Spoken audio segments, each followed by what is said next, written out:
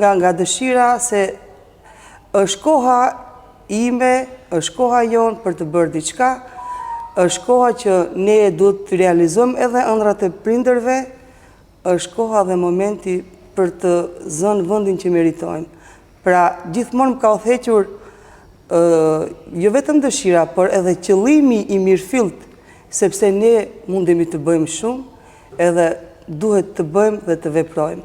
S'ka qenë lehtë, në atë kohë nuk është se shkonin vajzat aq shumë edhe i lejonin të shkollojnë. Unë akoma i kam peng disa shoqe që kemi nisë bashkë gjatë shkollimit, por e kanë detyru ndërprerjen e shkollimit, qoftë për arsye se prindërit nuk kanë pas mundësi ekonomike ose kanë kaluar në gurbet. Pra, kam shumë shoqe të cilat i lanë librat edhe u detyruan të ikin, plagë e cila vazhdon akoma më shumë edhe sot.